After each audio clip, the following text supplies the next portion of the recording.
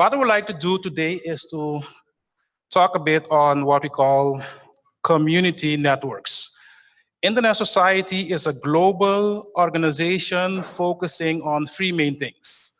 The first one is what we call development of technical standards in order for the internet to function. I think you did hear the previous presentation from my good friend Albert Daniels. He did mention IPv4, IPv6. So all these technical standards were developed by what we call the Internet Engineering Task Force, of which Internet Society is the organizational home. And the second area where we focus a lot on is what we call policy development. When it comes to policy developments, it's not only talk about technical matters, but also focusing, for example, on human rights issues and all kinds of other, let's say, not technical challenges. And the third area that Internet Society is quite active on is what we call capacity building and education. We would like to see our own people in the region taking the lead and not always looking to Europe or to USA for us to get assistance. So that is what we are focusing on. And Internet Society is promoting, let's say, what we call access to the internet. It's very nice to talk about internet governance, but if you don't have access to the internet, you don't have anything. So we need to first talk about giving people access to the internet. And this is exactly what I'm going to focus a bit on. If you look globally, still we have 45% of the global population that is not connected to the internet. And it costs a lot not to be connected to the internet. So when you're not connected to the internet, it only makes you, how do you call it, much more poorer. Because those who are connected to the internet, they can make use of all these services, but not only that. Just imagine, for example, if someone doesn't have, let's say, access to the internet, and he or she needs to do, for example, an online transaction. Then he needs to go to a bank, he needs to pay for gas or to bus, use his car or whatever, and then go to the bank, pay a given, let's say, transaction fee, while someone else sitting at home can just do an online banking without costing anything. So the poor will become much more poorer when you are not connected to the internet. So that is why we need to get people connected to the internet. If you look at internet governance, let's say issues or challenges, normally speaking, we are talking about, Nigel already did mention that we are focusing on 7 areas. Back then, we used to focus on 5 areas, but nowadays we are also focusing on security and human rights issues, because these are the things that are relevant nowadays as well. So access is everything. First thing, we need to get people connected to the internet for the reasons that I already did mention. So we need to act now. But especially, and I used to work at a regulator, so I know exactly how it goes, how regulators think, Valini, so I know exactly how you guys think. Regulators think much in a, how do you call it, licensing, let's say, regime. So if you like to do something, you need to have a license. But if we look at the internet governance developments globally, just imagine back then when Mark Zuckerberg had his plan. I would like to develop this Facebook thing. He didn't have to go to any regulator to ask them permission to do what he wanted to do. I'm not saying, and I'm not promoting chaos, but one of the things that we have seen with the internet is that we can use our imagination, our minds or whatever to develop new things. So it doesn't matter where you live. if you live in the Caribbean, in Africa, or whatever, that's not important. As long as you have a good idea, you can work on that to get things done. But again, first we need to give this community access to the internet. So what we're trying to do at Internet Society is to focus a lot on this. To focus on what we call connecting community. Community networks, mostly deployed by wireless technologies. This is not the only solution to the access problem, but it is one way how we can get, let's say, communities connected in a very easy way to the internet. So what are community networks basically? Whenever we are talking about the community network, we are talking about a network that is being operated by a local group or citizens. So in a given, let's say, village, city, or town. And our focus is especially on rural areas. So we're not competing with existing operators.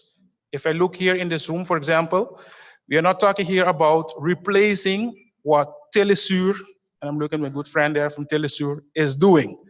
We are talking about if there is a rural area where no one is interested in giving them a particular telecommunication service, then that particular community can come together, because at a given time, I mean, we need to find ways how we can or we should help ourselves. It's not always that others are going to help us. So we need to find ways how we can help ourselves.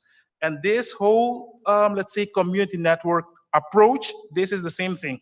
So you have a given village, they don't have access to the internet. Maybe it is very expensive for, let's say, existing operators to deploy telecommunication infrastructure in that particular area. And then these persons, they come together, they start discussion, how can we get our community connected to the internet? And here you can find organizations such as ours, Internet Society and others, trying to help them how to deploy these networks. And again, this is a collaboration effort.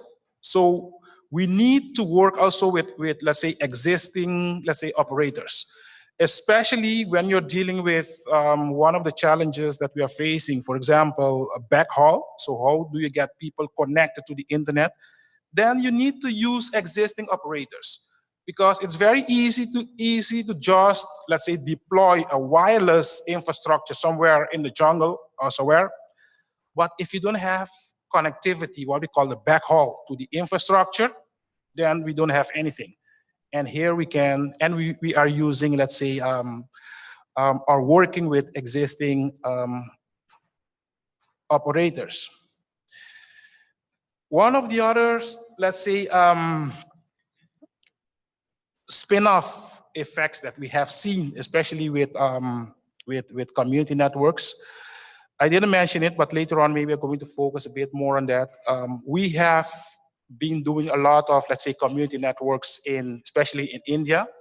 And right now, here in the Caribbean, I'm trying to promote it a bit more as well. And we do have some countries where I think we can deploy these initiatives. So what we have seen, just imagine, for example, in a rural area, these persons, they don't have access to the internet. And then we will see some local initiatives going on. We have even seen, for example, people that, let's say, who didn't, buy, let's say, these antennas, but these antennas were built by themselves. So because they wanted to be connected to the internet. So they find, let's say, smart ways how to be engaged in all the processes in order for them to get connected to the internet. And one very important thing, is, let's say, training.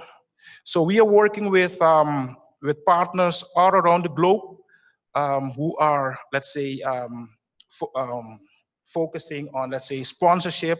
We can get, let's say, equipment from them, and also experts who have been deploying these networks all around the globe. We are working together with them in order for us to get these community networks going on. Again, this is not about replacing existing operators. I would like to stress on this because I recall in one particular presentation, in one particular country in the Caribbean, someone came to me and said, okay, so you would like to replace us? I said, no, we would like to work with you guys.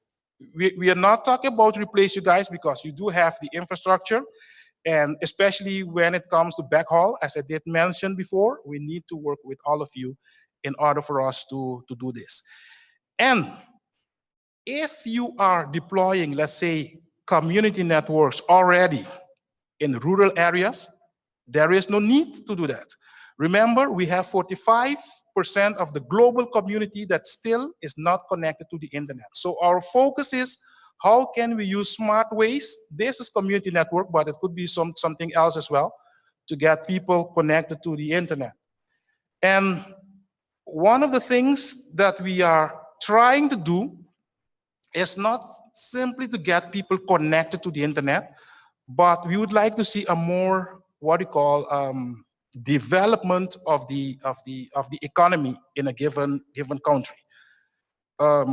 Most of the times, us from this part of the world, let's say I'm talking now for the Caribbean, Latin America, most of the times we are just users. We are using systems that were developed by other persons around the globe. But we are not stupid neither. We can think as well. So we should start thinking, how can we also develop systems, let's say, for our communities, and let them, I'm talking now about the North and also to Europe, for example, and let them use our systems.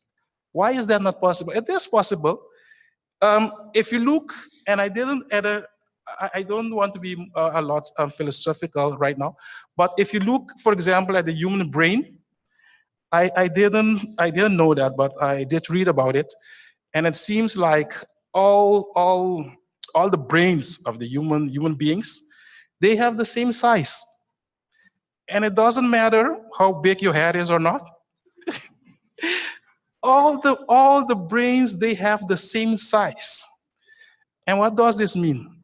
For me, when I did read about this, it means something to me very, very special.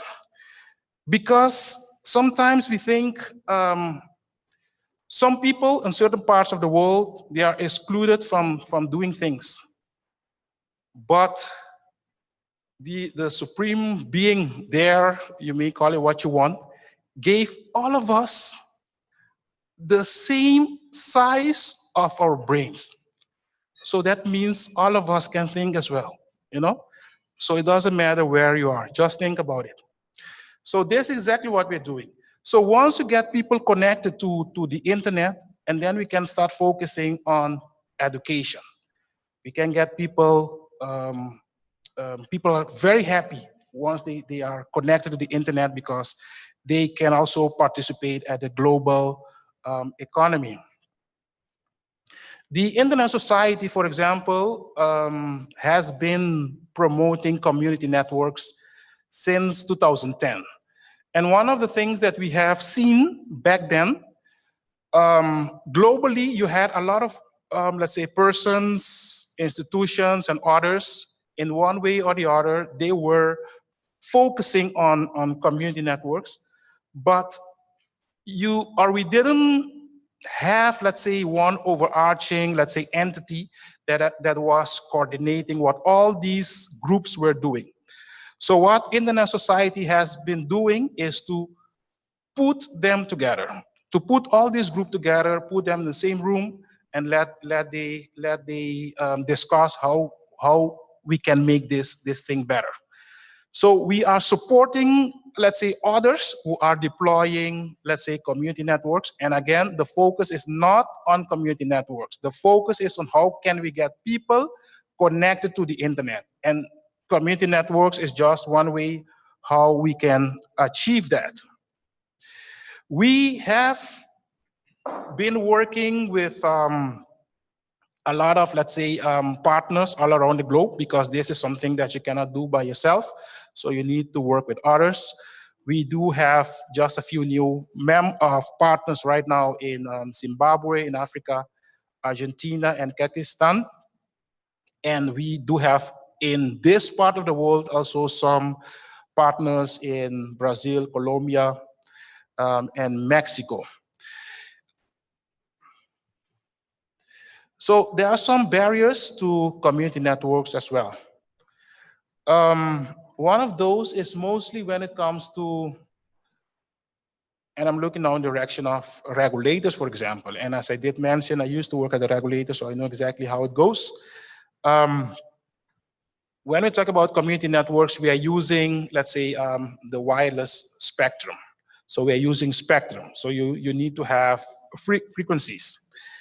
And especially given that spectrum is a very scarce resource, and there are fees attached to it, especially when it comes to governments, you may have a challenge there, because they may say, okay, you're trying to compete, or jeopardize my revenues by just deploying community networks somewhere.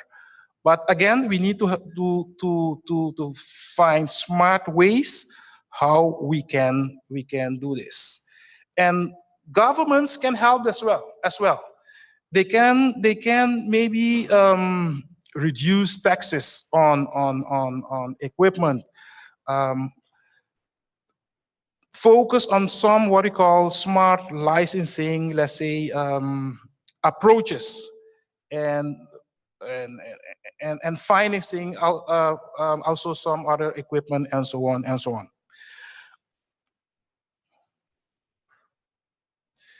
So I did more or less touch base on this. Let's say, what governments can do.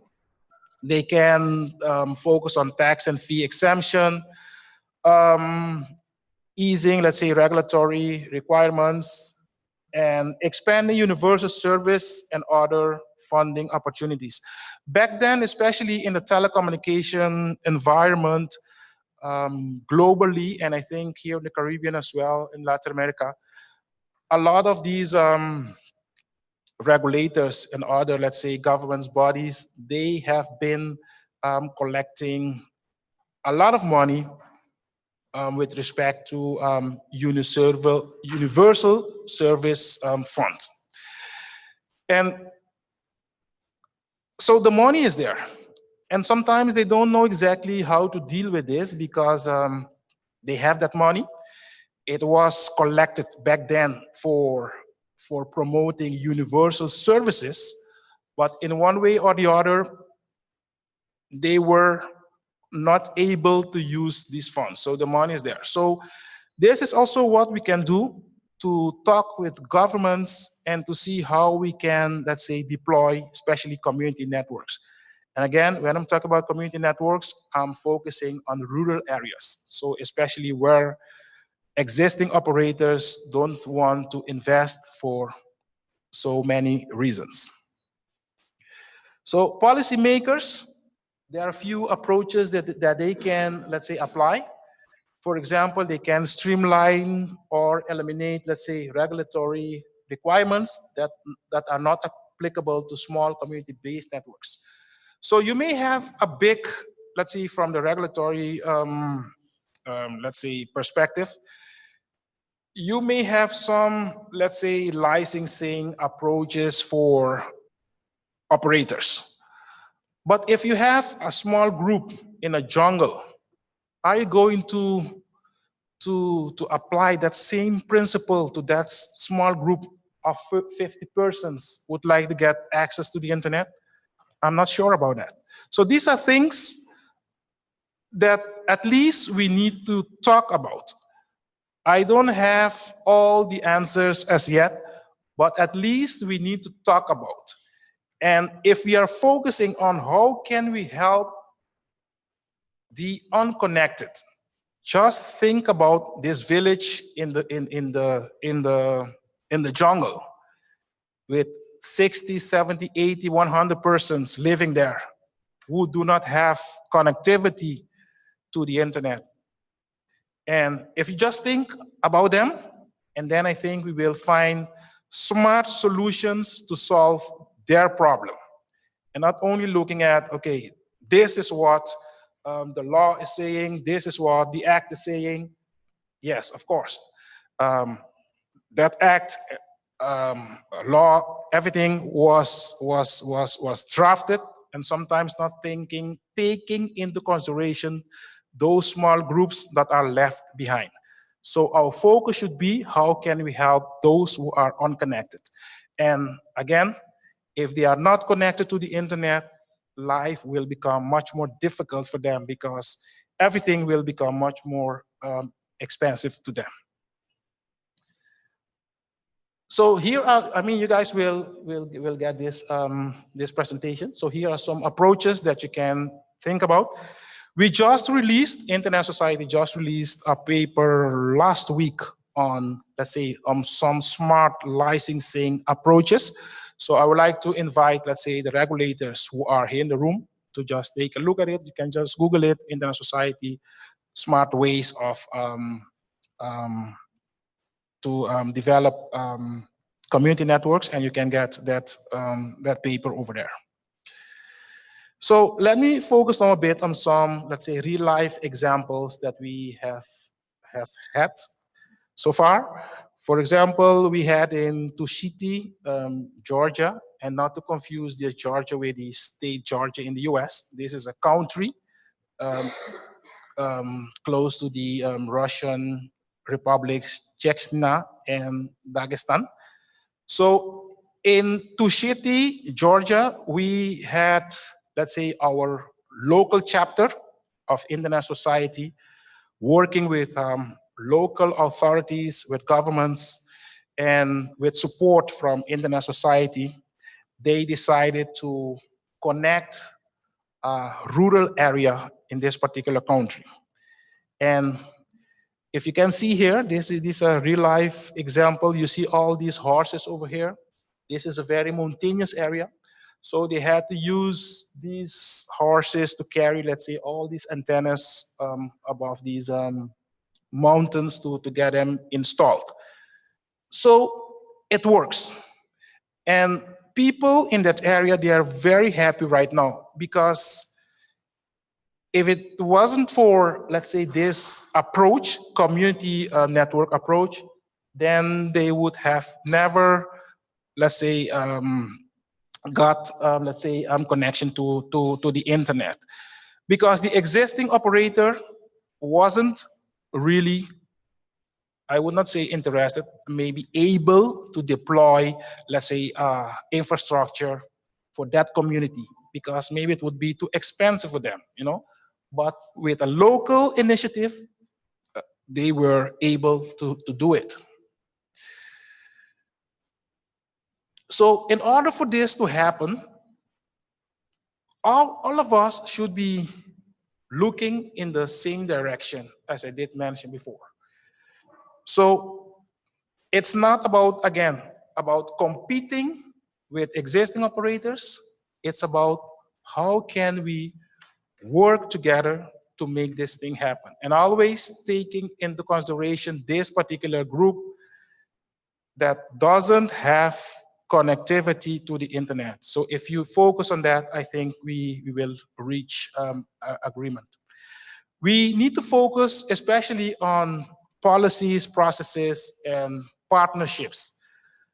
Sometimes, as I did mention before as well, we do have some policies in place that are quite old or not really applicable nowadays. Processes, most of the times very bureaucratic when it comes to governments.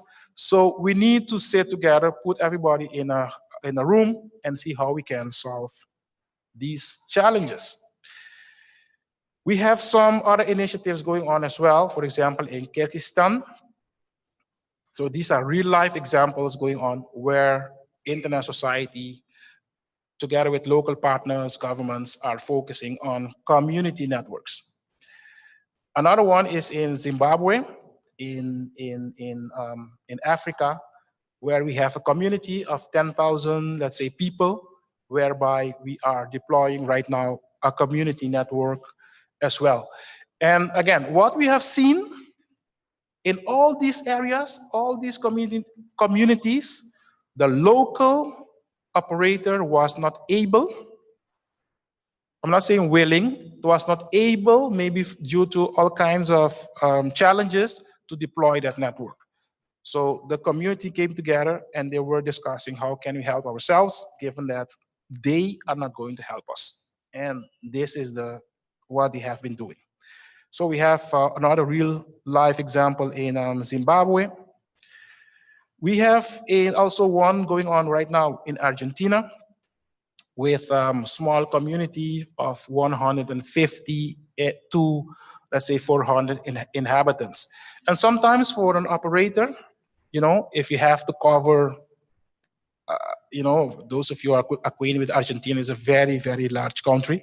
So maybe it's not commercially seen. It's not, let's say, it's a challenge for the operator to deploy a network over there. So that is why community again came together to see how can we solve our own problem. And I did put one here. The next flagship community network that I would like to see, as my personal goal, is in one of these 4 countries. Because if you look at Suriname, I'm sure Suriname has also these, let's say, jungle, where you have all rural areas. The same is true for Guyana, Belize, and in Haiti as well. And in one of these 4 countries, I'm not mentioning which one, right now we are discussing with them not only to, let's say, to deploy a community network, but to use, let's say, if I give too much detail, you would think which country. I didn't want to do that right now. But to use, let's say, persons in that country to conduct, let's say, businesses as well. Maybe you'll figure out what is fine. In one of these 4 countries, traditionally, persons from that country, they have been doing, let's say, business across the Caribbean. They have been, let's say, going to Panama, to Curacao, and to other, let's say, countries to buy stuff from the free zone, and then go back to their own country and to sell this stuff. So if we can give them access to the internet, so that's the first thing that I need. If we can give them access to the internet, and then after that, teach them how to use the internet and to develop, let's say, e-commerce based platforms in order for them to sell their goods, then we can help them. And then little by little, they will become much more independent of others, and they can earn their own income. So these are the things that we are doing. I did mention a few, let's say, global examples that we have, but right now we are focusing on the Caribbean as well. And I'll be happy to continue discussing with you how we can make this happen. And again, this is not about replacing existing operators, because in no way are we focusing on that. It's more how can we work with them, work with existing operators, especially in areas where they are not able to deploy, let's say, access to the community. So that's one thing, one ask that I have. I would like to ask you all to help us, let's say, to think how can we make this thing better, because we don't have all the answers as yet. It's work in progress. So let's discuss it and see how we can make it happen, and always focus on those who do not have access to the internet. Maybe we do have it, but just think on those who do not have it. And if we use this as a point of departure, and then I think we can reach agreement on that. So met dat, ik bedank u voor uw aandacht. Thank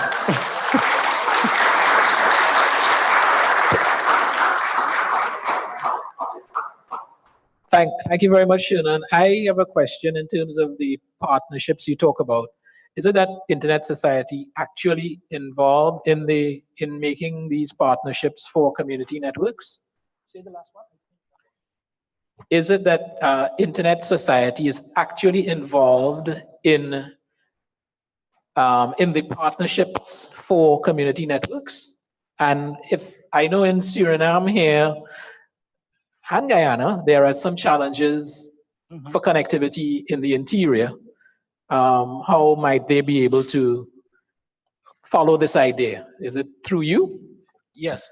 Basically, if you look at this slide, for example, that's why I did mention, please help us to think how we can make this happen.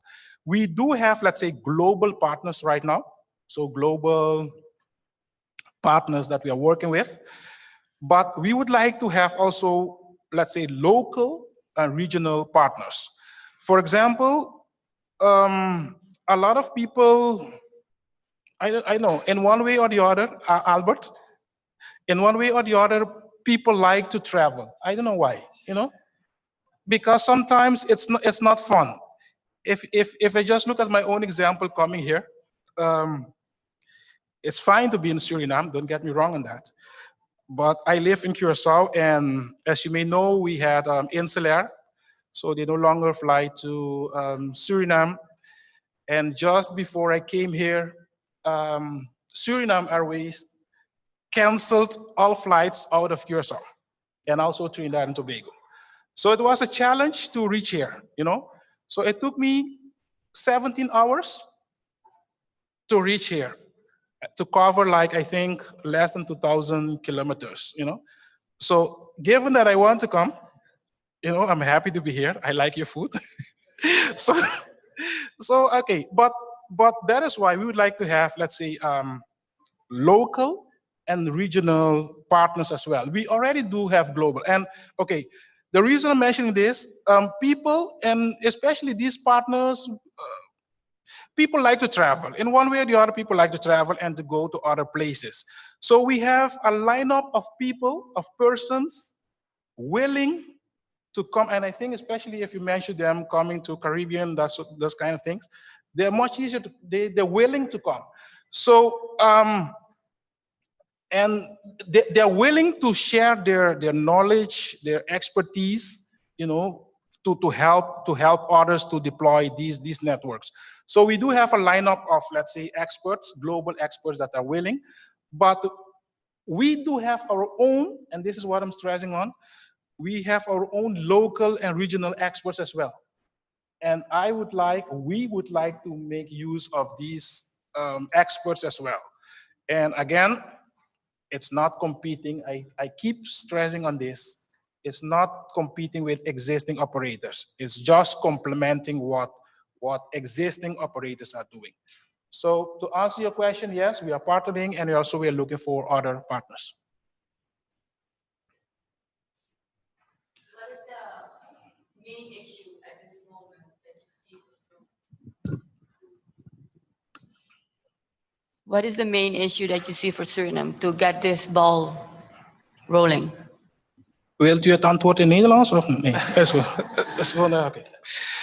I think Suriname, and if you look at Suriname, and I compared a bit with Guyana as well, because you guys do have, let's say, all these rural areas.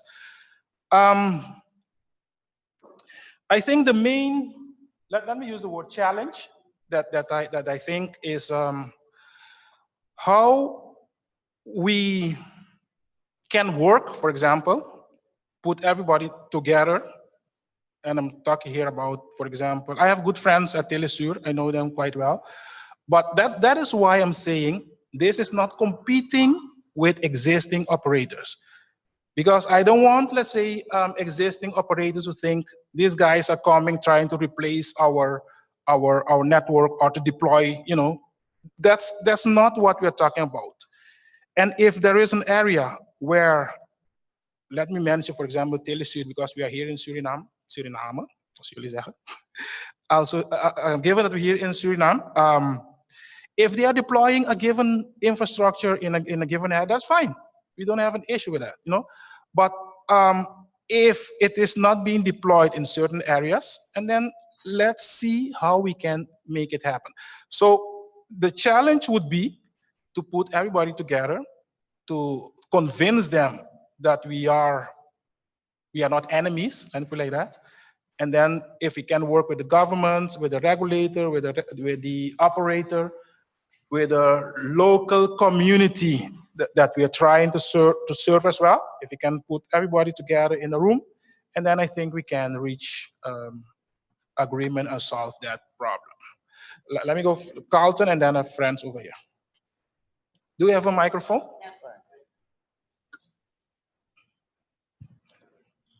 Yes, I am particularly interested in this idea of community networks. And it starts basically with empowering people at the edge to get connected. I'll give you a specific situation that I know of in Suriname. Years ago, I was working on a project here.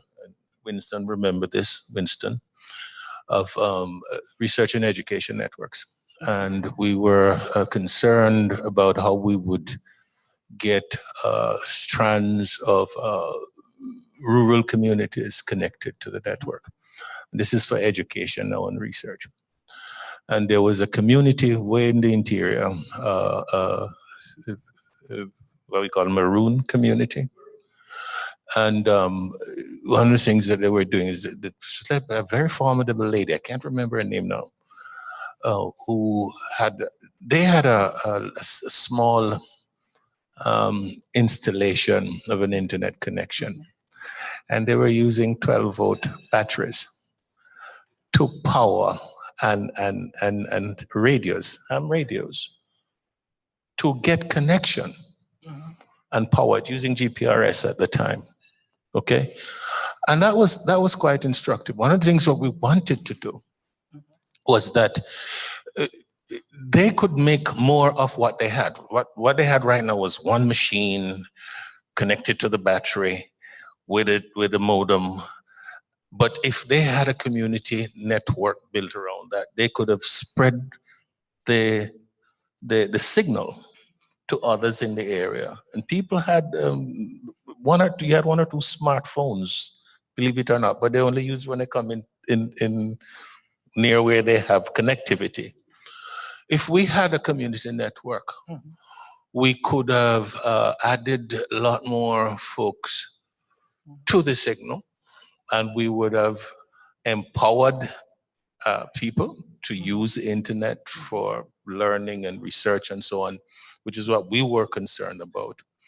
And it is just one example of how community networks can work and empower people without actually impacting negatively the existing suppliers. As a matter of fact, you need them as part of the solution. Yes.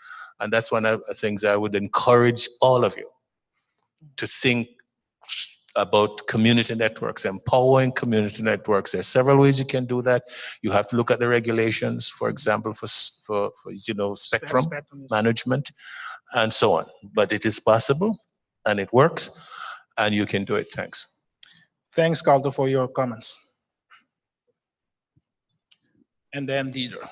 Yes, I think it was the first hobby project I did in Suriname was set up a community network. Oh, congratulations.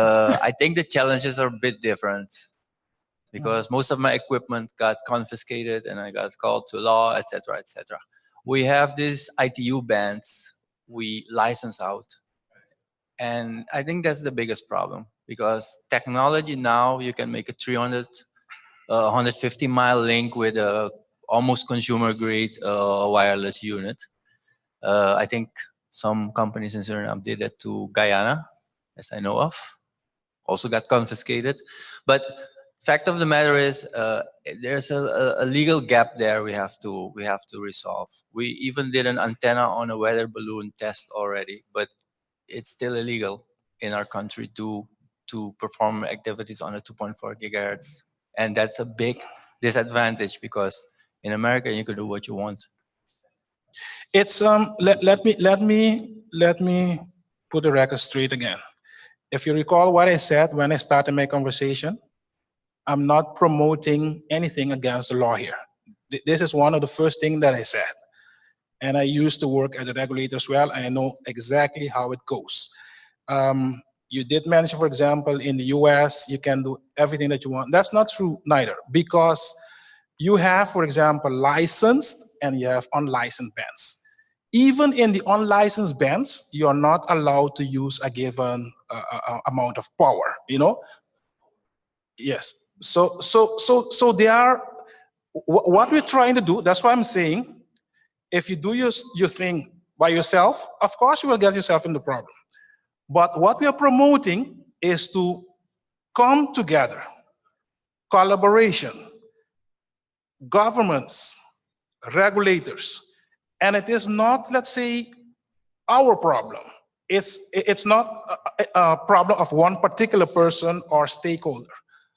But if you just imagine what would happen if you put, let's say, all these stakeholders together in a room, the operator, governments, regulator, not to forget civil society, all of them together, and put pressure on them. This thing should have been done, for example, by an operator. If that was the case, then we would not have been here in the room talking about this. But given that this is not the case, that is why we are here in the room. So let's discuss how can we solve this challenge for this particular group that is living in the jungle, who do not have access to the internet. And then we will reach agreement. We have seen some previous example, for example, in Argentina and in Georgia as well. This was the approach. It was not something just you coming here in the jungle, put your antenna. No, of course, you're asking for a problem. We need to come together, all together in a given room, discuss it, and say, okay, this is the challenge that we are facing. How are we going to solve this problem? And then of course, we will reach agreement. So that would be the approach that I would like to suggest. Come together, collaboration, and then that is why I did mention, let's say, smart licensing as well. Because if you just hold to, let's say, the traditional way of licensing, of course, you would say, no, okay, this is not something that we can do. But if you think of smart ways, and then we will reach agreement. Up to the moderator, yes. As well as the legal difficulties, there are often financial difficulties, and I wondered how much ISOC is looking at the universal service funds where they exist, because those already are involve these various different stakeholders working together. The money is collected that way. How it is used is the prescription has not always been written very well, but does that come into Yes. your plan? Yes, I will answer very, very short because I see the moderators already here. What I would like to say, come together in the room. Come together, and then we will discuss that, and then we will reach agreement on that issue as well.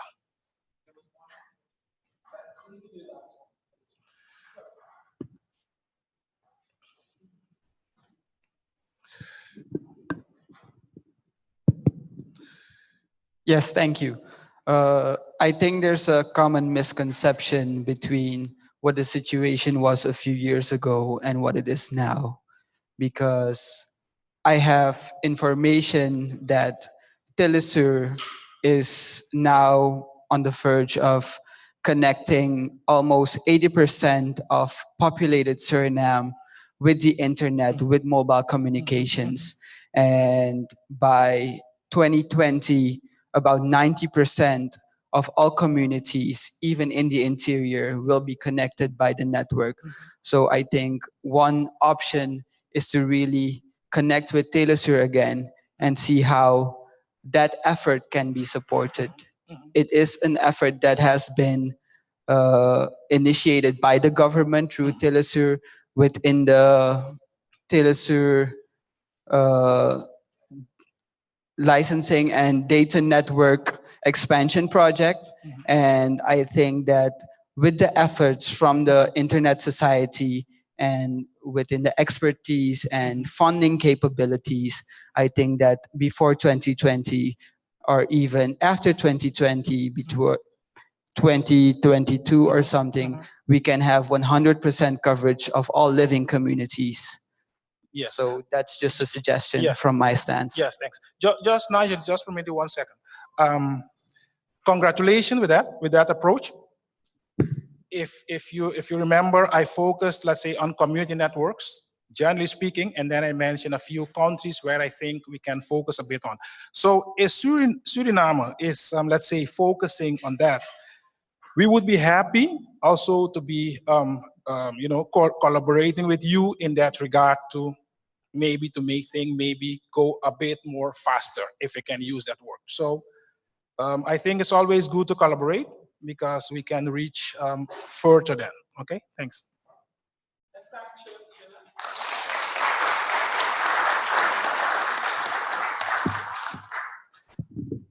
Thank you. We have one more presentation to get through before lunch, and after lunch we need to start promptly at 1:30 because we have a remote presentation that will be starting then. So we'll move on quickly to the final presentation, again in this area of network resilience, and it will be done by